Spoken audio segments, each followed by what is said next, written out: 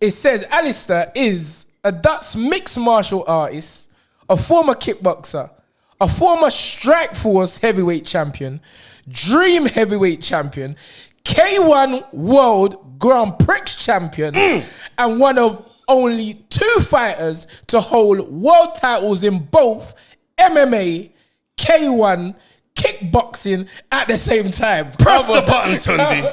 Come on.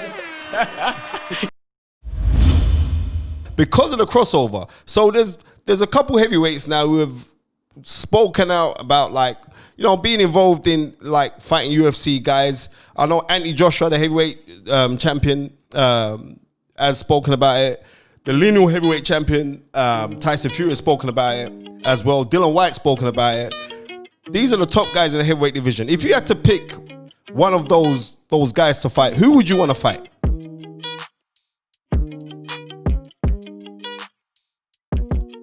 Dream it, believe it, become it. Spence, we're back. We're back. We be back. We ain't gone nowhere, bro.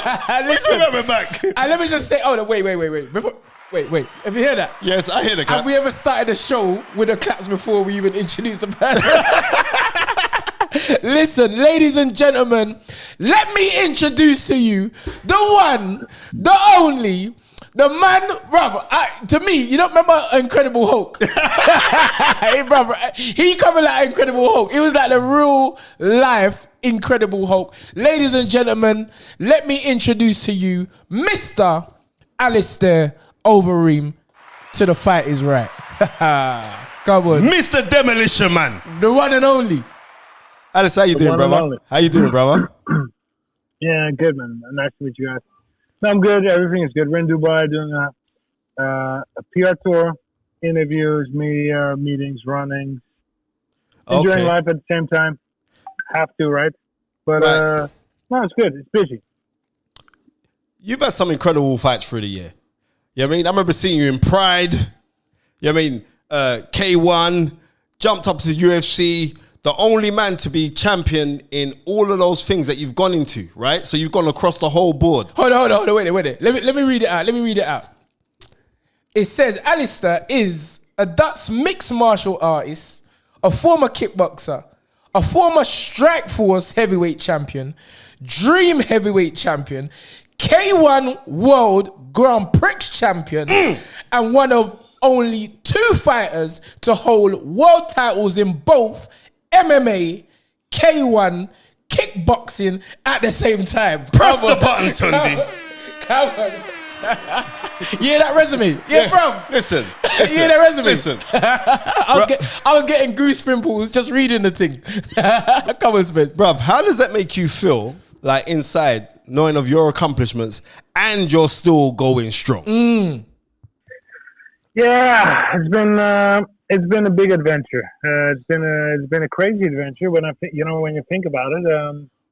I don't know, man. I just kept focusing on the next task, the next fight, the next day, the next thing, enjoying everything while I was doing it, and not really thinking about too much other things. Right, just cruising on. Okay. Right? Even I remember when I first started fighting, I never thought about a world title or I just thought about the next fight. Going to the gym, making sure everything is in order. That's what I enjoyed. That's what I love to do. What was some of like your what was your early motivations starting out? I think people will really be interested to hear that. What motivated Mr. Overeem to get into this? So it was 2 things. So it was not a world title. I didn't think about a world title. I just thought about I like to train. Yes. And I actually had my brother to look up to. He was 4 years older. So by the time I started training, 12, 13, he was 16, 17. And he was doing kickboxing fights. And I looked up to him. So I wanted to do that. Another thing that really had an impact was I really didn't like to work. Trust me. Didn't like and you. The 9 to 5 thing. So when I was 12, 13, I kind of started having some jobs, and I really hated it. Yes. And I just always used that as fuel. And I have to say, my brother was a kind of already open, free spirit minded. He kind of created his own lifestyle, right? Training, creating his own days, filling his days with his own activities, and I kind of just followed in his footsteps. Yes. Big example how to do things early on. Later on, also examples of how not to do things. But early on, I think he was a huge influence in me getting me into fighting. Yes. So initially, he took me to the gym to for me, I had to go. It was not a choice. I had to. Come on. You're coming to train, and it was you need more discipline and you need to learn to defend yourself. Yes. So that was made his motivation, and I just kept on going. And I could see on his lifestyle, kind of free lifestyle, training, working a little bit. He was a bouncer back then. I kind of tried that too. Didn't like it. Right? When you work, time goes slow, and Yes. and to me that I just always use that as fuel in my training, in my everyday, because I love to train, right? So I what? love going to the gym. So Yeah. what would be a typical training day of Mr. Overeem? I think there'll be a lot of people out there that they're looking up They'll to be you, taking notes right now. inspiration, and they want to know what a typical Mr. Overeem training day looks like. First of all, you got to find what you like, right? Fighting is not for everyone. Come on. Hold on. Wait there. Fighting is not for everyone. And I had to say that because a lot of people need to hear that, because you got a lot of people out there, they think you just put on a pair of gloves and you start swinging. So fighting ain't for everyone. Sorry, Mr. Overeem, I had to give you a round of applause. No, it's you have to kind of and listen, there's plenty of people that do have it in them, right? And I can kind of tell straight away somebody's a killer or not, because you're gonna physically hurt somebody else, and you're also gonna get hurt. Yes. There's people that cannot hurt other people, but then there's also people that kind of cannot get hurt. I mean, I don't know if you remember me 2 fights ago, my lip was busted open. Yes, and yes, it's like big fight. it's a disaster. I had a couple of fights before that. I had like my whole forward was like exploded open. That was elbow, incredible. right? You We could see the white of your skull in that fight. You know that? Yeah, That was madness. yeah. So you need to kind of be tough there, right? Yes. And not everybody has that. Some people are good when they're giving punches. Yes. But then when they receive one, they kind of and if you're. But the main thing is find something you like, and if you love it, you're gonna be doing it automatically a lot, right? And then you're gonna kind of get better, and then never stop learning. There's so much details to learn, and not only fighting, but all the other sports. There's so much details. Yes. I can only imagine with other sports, because I'm not into other sports. But with fighting, I just know so many details. I'm doing it now, training for like 28 years, and I'm competing for 23 years, and I'm still learning today at age 40. Wow. Old guy, I know, but I'm still learning. But still improving. But Mr. Overeem, you're still not telling us. You're still not telling us your program. We want to know. We want to know what you do My day. from the day you get, from the minute you get up. Come on. Okay, so it's a little bit different from when I was young. Yes. So when I was like 18 or 16, I had other stuff going on. I would just go to the gym evenings, right? Okay. And classes evenings. Now I train in the morning. I train once a day, like 5 days a week. Yes. I'll do one session. Everything is in it. There's some striking, wrestling, some grappling, some strength and conditioning is in there. So I kind of train full body, everything, and just once a day. And then after that, I always go to recovery, which is physical therapy.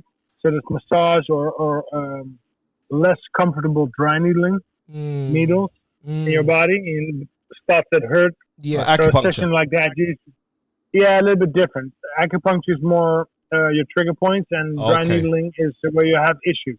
Okay. If your arm is sore, your specific. elbow, you're gonna get like 30 needles in your elbow. Yes. And acupuncture is more like everywhere, right? Yes. And more acupuncture that would do in your elbow, in your shoulder, in the whole thing.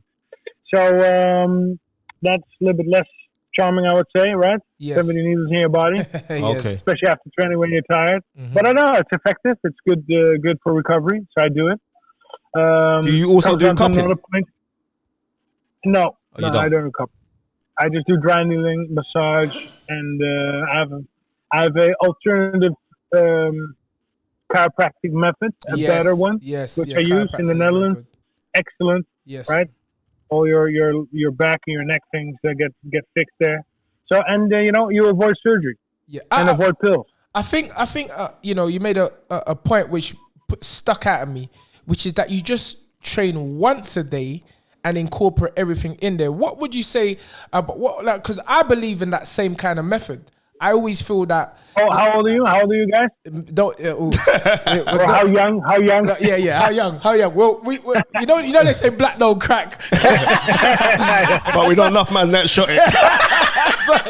so we're about the same age as you. Let's just say that we're the same age as you, Overeem.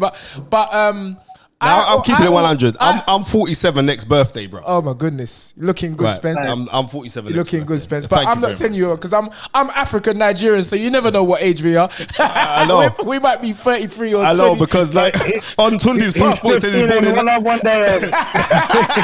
On Tunde's passport it says he's born in 1989. Trust me. But anyway, Mr. Overeem, let's get back serious. It was very, I picked up on a point that, you train once a day. What would you say, a lot of people have got into this thing of training 3, 4, 5 times a day. Do you think that's beneficial, or do you think that's more like it can result in burnout? So some people can do that, right? Yes. For me, that never worked. For me, it was 1 or 2 times a day. Yes. And I think, when you're 20 years old, you can train twice a day. I mean, if you have no other stuff going on. Yes. But I don't know. Now I don't like it anymore. I get tired. If I do it, I can do it one day and then do day number 2 and then I'm tired. Yes. It just takes away from my future practices. So I like to fit everything in one session. Yes. And you've been, and that's basically how you've always trained. One good session a day, or maybe 2? Nah, since a couple years now. I always kind of did 2 a day. Okay. 5 days a week, 2 a day. Yes, good, yeah. And it's crazy because when I was in Las Vegas around Floyd Mayweather, I was in a lot of camps with Floyd Mayweather from, say, like the Cotto fight all the way up until, I think there was the second Maidana fight, or maybe the Guerrero. Was it Maidana before Guerrero? And Floyd would always be in a gym Monday to Friday, and then the weekend he would take off. And I those are key points that I picked up, because I feel, as you said, recovery is such an important part of building. You can't just train. I take Sunday and Thursday off. Yes. So I do usually work on Saturday. Yes.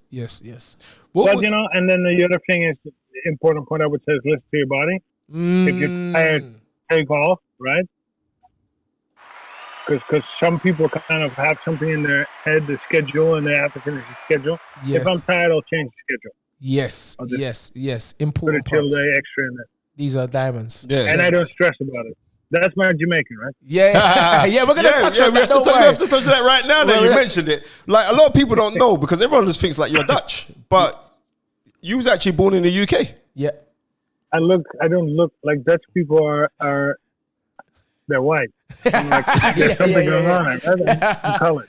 But I mean, Dutch has a Suriname as a former colony, so there's like some mixes there, half and stuff. But no, I'm half Jamaican. Oh, you have. So your mother's from half Dutch, half Jamaican. Okay. Yeah. So how long did you live in England for? 6 years. Okay. 0 to 6, and then later again a year when I was 13. Okay. I was a pain in the ass, and I got sent to live with my dad. Which obviously didn't work out, so I was back after a year. So right now we got all the yard man in the food shop claiming claiming that they are related to Alistair Overeem. Right. Big yard man in the place. So what's your foods like? What foods do you eat?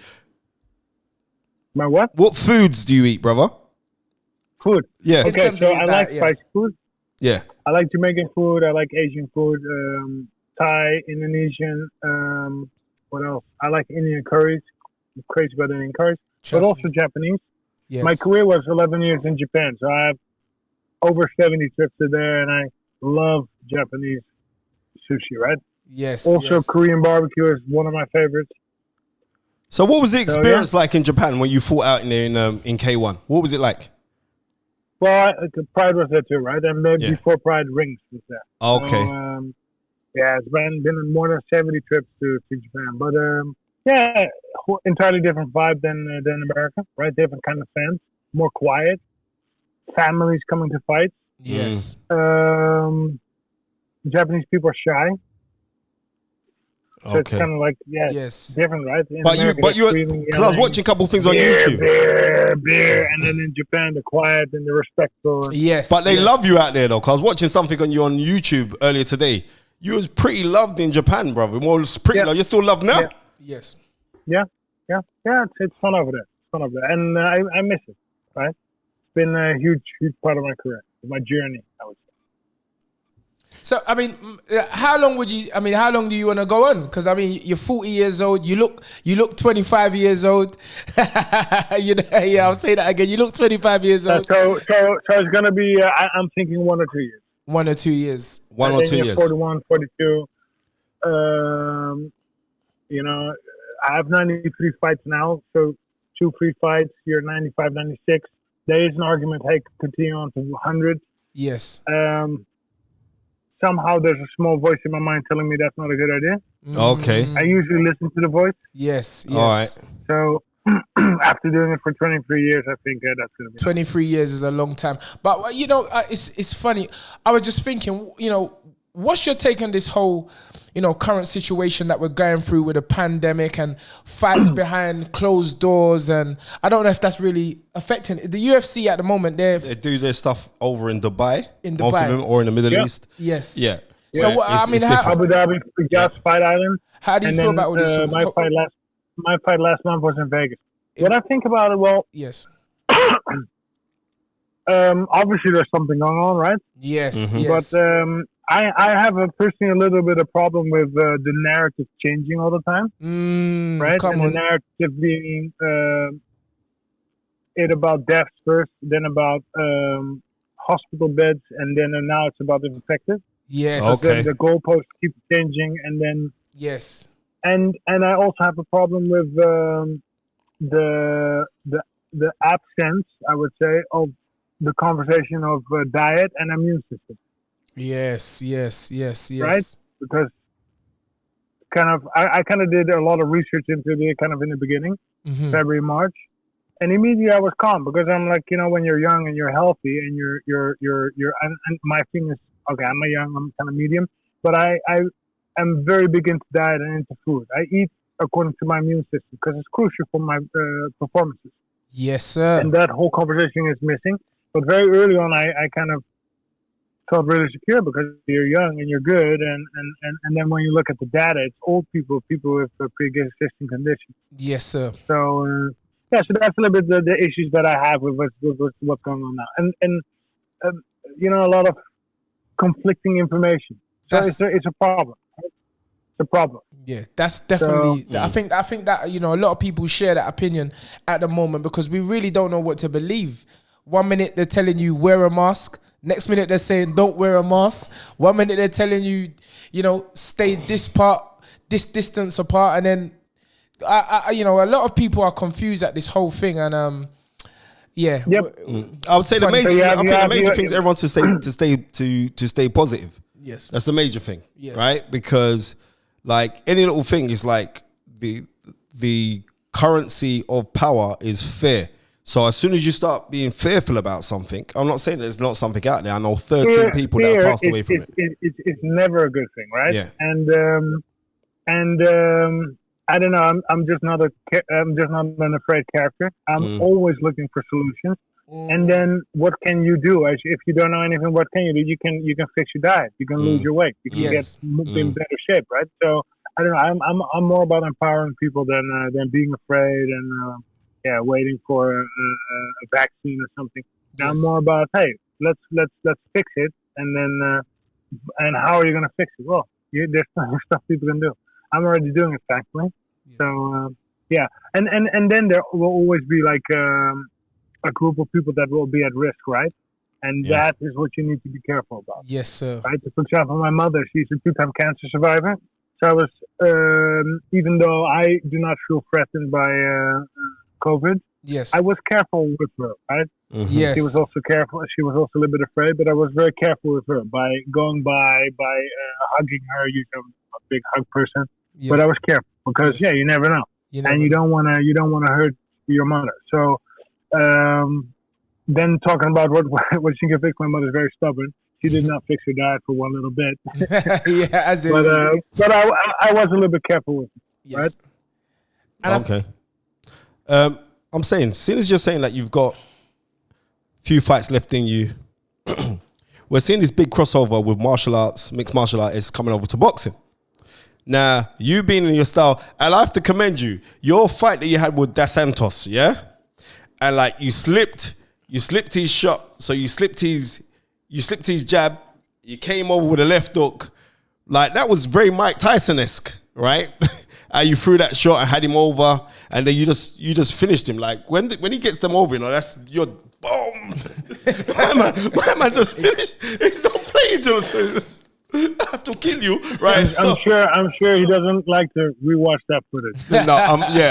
No, that was very, very impressive. That and also the Brock Lesnar fight, because the Brock Lesnar fight, like you dummied, you kicked him in the chest, and the pain that it caused him, yes. right? And then you just go straight in for the finish. Like you really are Mr. Demolition Man, you really are him. So because of the crossover, so there's a couple heavyweights now who have spoken out about being involved in like fighting UFC guys. I know Andrei Joshua, the heavyweight champion, has spoken about it.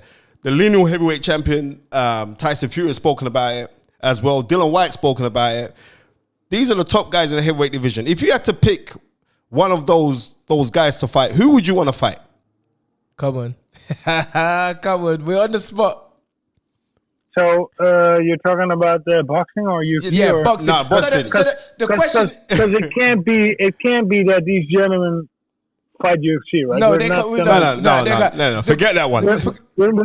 We're not talking about real fighting, right? No, we're talking about the isolated fighting, handicapped fighting. Yes, hey, Bridget, don't get me upset tonight, my lad. I'm not talking about real fighting. Rude boy, don't get me upset tonight. We don't want to get the argument with him, which one is real and which one is not real. But if Mr. Limited Overeem, fighting, I'll call it. Limited fight. Limited fight. I like that one. So if Mr. Overeem, he's taking liberties, Sunday. He's taking liberties, bro. All right, don't watch that. Mr. Overeem, Press the button. if there was an opportunity for you to have one fight in limited boxing or limited fighting, as you call it, which current heavyweight would it be against and why? I think that's a great way to finish up this press whole the button. thing. Press the button anyway. Wait. Regardless, I don't care what the answer is. Right. You got it? You got the question? So which heavyweight and why? Come on. So I'll tell you. So I do not have a particular wish to box one of the heavyweights. Yes. Listen, respect to what they're doing. They're making their money doing their thing. Yes, Anthony Joshua is a gentleman. Yes. He's a great role model for sport. Yes. In the end, boxing is limited fighting. It is a limited, right? Why? Because you can't use your elbows and your knees. that's why you call it limited. It's limited. But it's not a real fight. But it's limited. an art. It's an art. It's an art form. I'm not saying it's not an art. It's just limited fighting. Okay. Handicapped fighting. Okay. We don't. Go. Go. Carry. We don't want to get into a debate right now. Go ahead. Excuse me. Like, it's kind of like you want to climb through the thing and attack you to and then another thing. I already had clowns from another sport, limited fight sport, talk the same crap. All right, come on. Maybe you guys know, maybe you don't know. Not inform me. In the K1, right? Yeah, inform me. K1. But I was also talking crap about MMA fighters. You guys can't do blah blah blah. Yes. And then I fought him. I knocked him out. I kind of went for the champion after that. Yes. The organization screwed me over a little bit there, but it was a good scrap, and it kind of got me in the mood to win the belt, and I won it. The consecutive year I won the tournament. So that's how the K1 Grand Prix title came about. That's kickboxing, by the way. Okay. Maybe you guys know. But that's not boxing. That's not boxing. But that's a different sport than MMA. That's what I'm saying. It's not boxing. Kickboxing is different. Come on. Correct. So how would you do in the limited sport of boxing against someone like Tyson Fury? I don't know because I've not done it. Okay. Very smart. Being very diplomatic there, Yeah. Mr. Overeem. I love the diplomacy.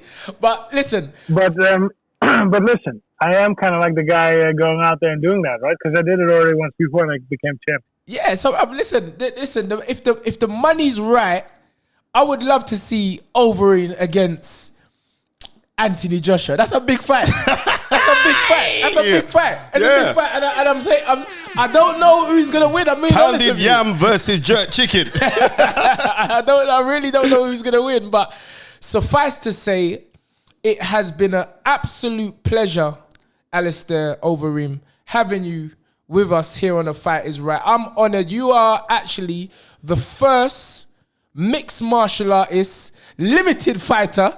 No, unlimited. Unlimited fighter to have that we've had on our show. And again, I thank you very much, brother, for your time, for your patience. And it's been a blast. Spencer Fearon? Yeah, listen, man, I got to big you up for coming on the show. It means a lot. I'm so grateful that your people reached out to me. I have to also say a massive big up. I hear that you're a very generous brother. I heard... Give me some money. I heard that you're a very generous brother because, like, my guy from was it SPAC properties out in Dubai, Kaz Saeed. He's just turned around and said that you just bought him a AP watch. Now I know you're feeling embarrassed by that, but you just is that Can true? I have one, you please? just bought him an Can AP I have watch. Can I have mine, please? Wait, Can I have mine, please? wait, I need where's one Kaz? of- Yeah, look, yeah. Oh, no. He's got a watch, and I ain't got no watch. I got skin. I said to Tunde, what's the time? Skin past flesh. So we need a watch. We need a watch, but you know, you're such Wait, a, where's Kaz? Call Kaz. I want to see that big boy watch. Is Kaz there? Where's Kaz? Is Kaz there? Come on, I know Kaz Come gonna on. be a bit shy as well. Kaz is not available at the moment. Yeah, he's like the professor. You know, Yeah. when money hides, you don't see the professor. No, but wait, I'm saying I just saw Kaz in the background. Kaz, flash the watch. I want to see that watch, bro. Come on, give us Don't a be flash. Give us a embarrassed. flash. Show the watch, bro. Show the watch. Come on. No. Kaz- Listen, Kaz is a humble brother. Kaz is eating it. Look, it's shiny little shiny head. There he goes. Okay. There he goes. Where's the watch? Where's the Don't show watch? me. We don't want to see We your don't face. see your face with the shiny head. Show the watch. Come on, just flash it. Just a little wiggle. All right. Well, maybe he doesn't want to do it. But Mr. Overeem, listen, it's been a pleasure. What's going on here? Okay. What's going on here? Right. Okay. Show the watch, fam. Show the watch. He's joking, man. He's joking. But I just heard that you just bought a watch. So, you know what I mean? You're a very, very generous man. And I pray that you enjoy your stay out in Dubai. Hopefully you can come back over to your original native country of London, England, and show kids. And if you had any words of advice to any young athlete out there, what words of advice would you give them, sir? Well, couple words. Find something you like. Put everything in it. Yes. Keep learning. Surround yourself with good people. Exactly. Ladies and gentlemen, That's it. Mr. Alistair Overeem. Thank you very much, sir. Mr. Demolition, man. Big up, You're brother. welcome. Love. Yes, sir. Thanks for Love. coming on The Fight Is Right, brother. That's Thanks an for having me, honor. guys. Honor, maximum respect. Honor is mine. Come on. Gentlemen, Yes, sir. ciao.